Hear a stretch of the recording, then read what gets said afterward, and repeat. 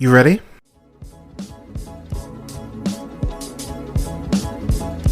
You're listening to the Real Pineapple Podcast Network.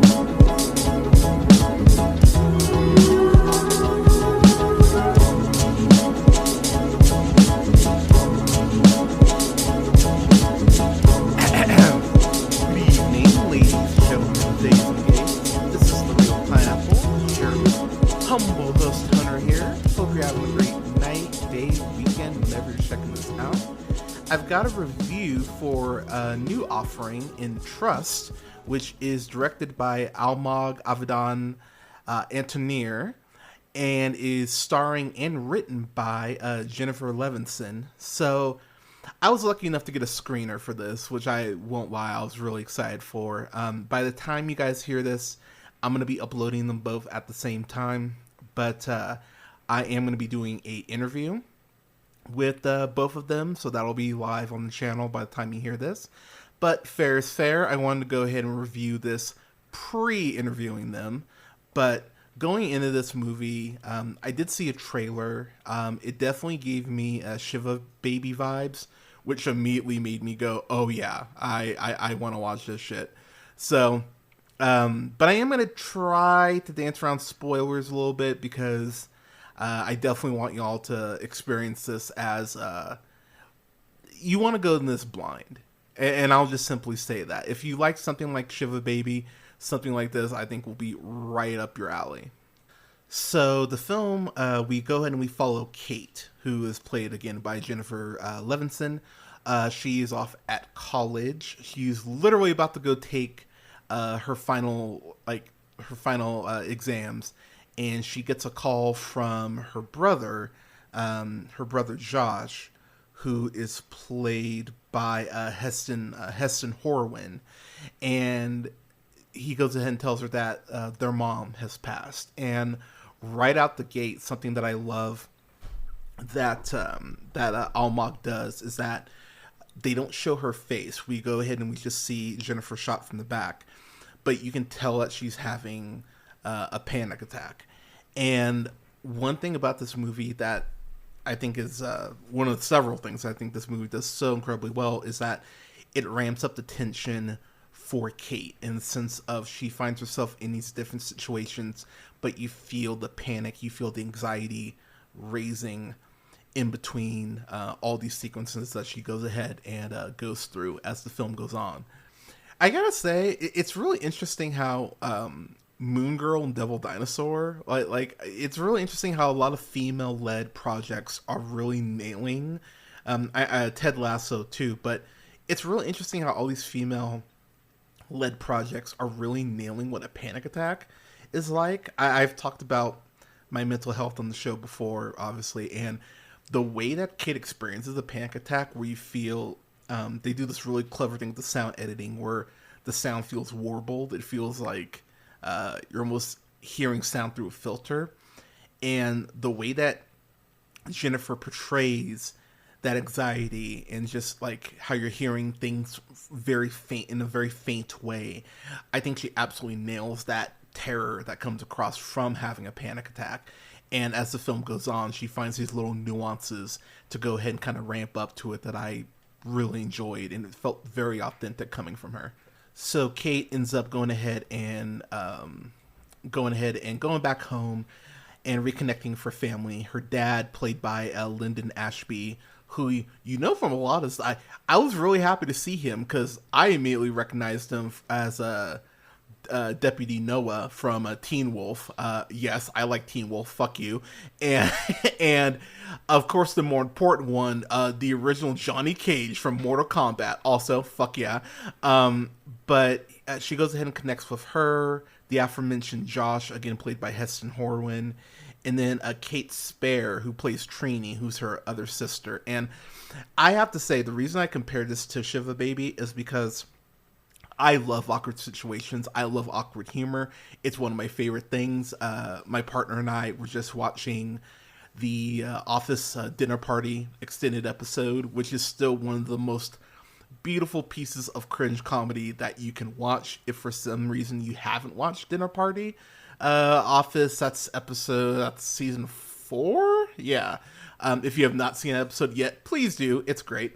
But this movie, I think my biggest, I don't even want to say this is an issue, but this is just, this is almost giving Welcome Home, like, Roscoe Jenkins vibes, too, in that sense of Kate is just trying to keep it together, and her family sucks so fucking bad. And to varying degrees, admittedly. But her dad, Damien, okay, so from jump, he seems like a douche. The way he talks to Kate in particular, he's very condescending. The only thing he's not doing is calling her toots, basically, as far as how condescending he's being. But the way he speaks to her, it's very much that you're just a kid. This is grown-up shit. You don't know what you're talking about. And I hate that shit. There's nothing worse to me in the world than being condescending. And oh my God, Kate. I kept thinking Kate was right.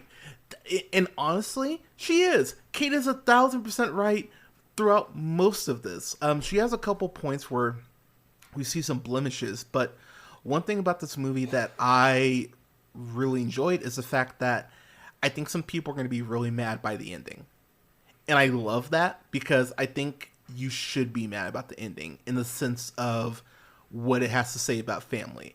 It should give you a reason to kind of turn the mirror inward and go, am I mad about this because what the movie's presenting? You shouldn't be, by the way. Or am I mad because this is hitting close to home and it makes you want to go ahead and make some changes in your life, which I think this movie gives you a perfect pathway in which to do so. I feel like there's a lot of movies that say, forgive and forget, which is incredibly toxic. Just because you forgive someone doesn't mean you have to keep them around. But this movie has a lot to say about family dynamics. And another thing that I love is the fact that this film isn't overstaying its welcome. This movie is about 95 minutes. It knows exactly what it wants to say. It knows how to execute it. And again, the fact that this is coming from a first-time director in Almog, he does a hell of a job directing this. Whether it's this incredibly chaotic funeral scene, which, holy shit, there's something that happens that interrupts Kate's eulogy to her mom. And that interruption is something that I facepalmed at in the best way.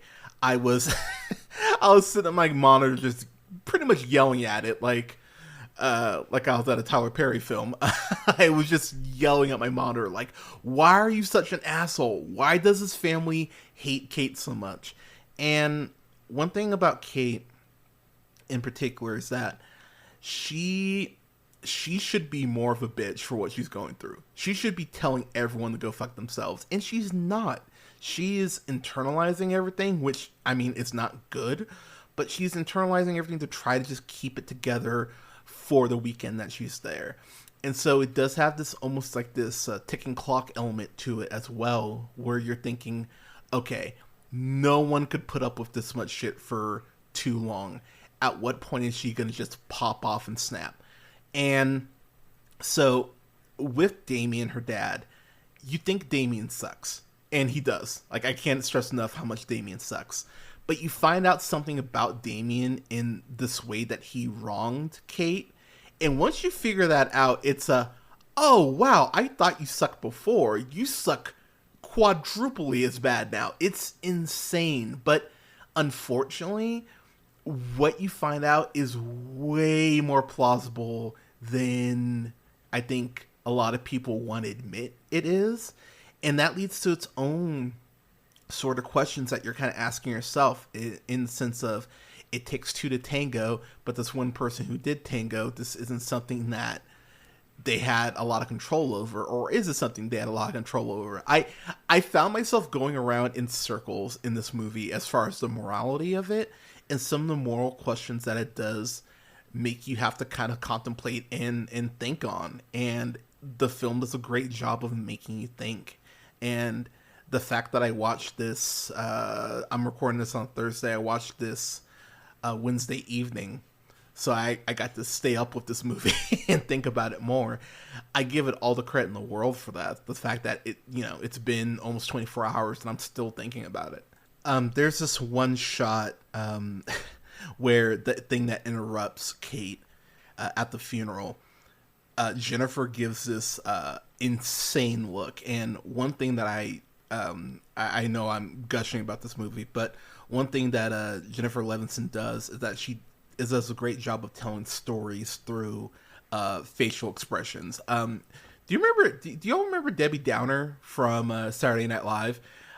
There's no way they could have done this, but you know how they would do the zoom ins and Rachel Dratch would just nail that facial expression. There are moments like that Jennifer just nails these expressions where you go, oh man, she should, if she had an axe, she would kill everyone in this fucking room right now. And yet she would be completely justified in doing so. Kate and Josh have a couple very intense conversations. One conversation in particular about his drinking that I thought was incredibly well handled. And this movie really, it has a lot to say about suicide. It has a lot to say about alcoholism. It has a lot to say about, family dynamics. It has a lot to say about family healing. It has a lot to say about mental health as far as, seeking help. And please, people, if you are in any way, shape, or form feeling like you can't go on, please reach out to someone. Please know that you matter. And please, please, please, if you take anything away from this movie, please know that. But at the end of the day, there is this tiny glimmer of empathy that you feel for Trini. And Trini in particular, as shitty as the dad is, and my God, the dad is shitty. Damien sucks.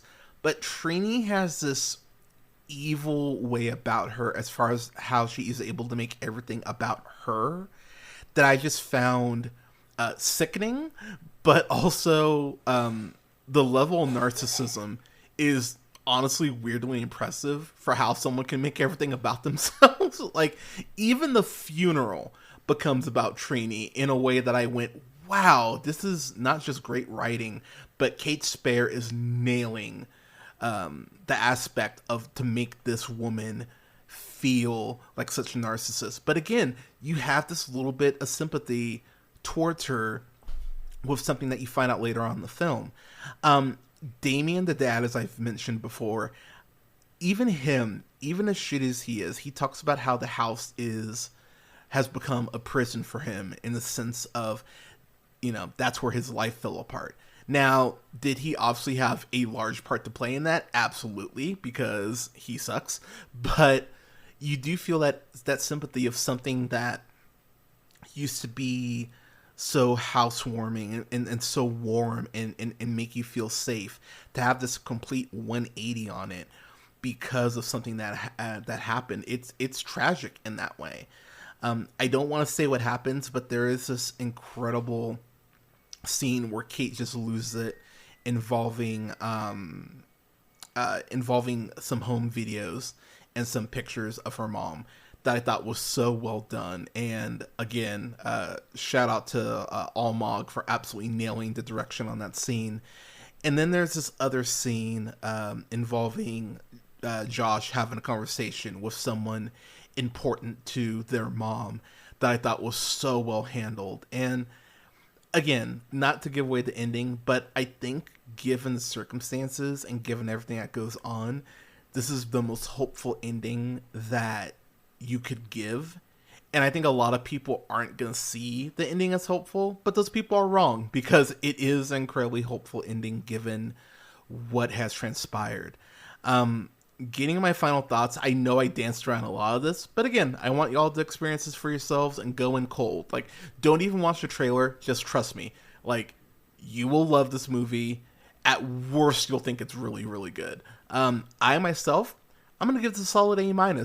I enjoyed the hell out of this. I haven't letterboxed it yet. I will be. But I thought this was so, so well done. If it helps, the synopsis of the film on IMDb is a matriarch's death reunites her 3 neurotic children for a chaotic funeral and a shocker reading of the will. And when I tell you the shocker reading of the will, holy shit, is that some shocking shit in the best way. And the way that acts as a springboard for everything else in the film, Mwah, fucking great. But yeah, this is an A minus for me. I enjoyed this so much. Um, I really enjoyed this. I look forward to the next projects that Jennifer and Almach have, but I really enjoyed this. This is going to definitely be something I end up buying, but this is a smaller film. Support this shit. Like I said, this would be a great double feature with Shiva Baby. If you want, what you could do a triple feature of Yes God Yes, Shiva Baby, and then Trust. I think you would enjoy yourself. Bit of a heavy afternoon if you watch all three of those, but you would be entertained. So yeah, solid A minus for Trust. But everyone, you can actually watch this on, you can actually rent this on Prime Video, and I know it's on, I looked it up, I know it's on YouTube as well, and you can buy this too. It's $5 to rent, it's $10 to own. Like I said, I'm just gonna buy it. But yeah, everyone, have you seen Trust? If you have, what'd you think about it? Let me know in the comments. You can go ahead and follow me on Blue Sky at Real Pineapple. That's REEL pineapple.bsky.social. You can go ahead and find the show on YouTube and on Twitch at twitch.tv/The Real Pineapple. And you can follow me on YouTube. Just search The Real Pineapple. Again, REEL Pineapple. Got a question for the show? Want to say hi? Got a review request? Shoot me an email at jhunter@therealpineapple.com. You can follow me on Instagram and TikTok at jhunterrealpineapple. That's jhunter and then REEL and then pineapple. And you can follow me on Letterboxd at Black Shazam. And you can listen to the podcast wherever you listen to podcasts. SoundCloud, Apple, Google Podcasts, Podbean, Stitcher, iHeartRadio, Spotify, Amazon Music, TuneUp, and Samsung Podcasts, to name a few, at The Real Pineapple. Please go ahead and like and rate the podcast. It definitely helps me out. Heading into March, I'm going to have reviews up for Kung Fu Panda and Kung Fu Panda 2, because I reviewed the third one. I have not reviewed the first two, but I have reviews up for those, as well as all the films nominated for Best Picture. I have reviews for every single one of those. I'm excited to bring those to y'all. And I will be, of course, talking about the Oscars. Once those go ahead and end, I'll be talking about those on the 10th. I'll probably do a live stream on that, but I'll keep y'all updated on that. And then what else? Gonna have reviews. I'm gonna review. I think I'm gonna review Ghostbusters because I've never reviewed Ghostbusters, which is insane. But figured should review Ghostbusters film heading into Frozen Empire, which comes out in a couple weeks. And I'll have reviews up as well for Aquaman: The Lost Kingdom. Oh God, what else? There's more. Yeah, other stuff. But everyone, thank you so much for listening. Stay safe out there. Take care of each other. Give someone a hug. Tell someone you love them today. We could all use some more positivity in this world. And never forget, as always, to keep it real.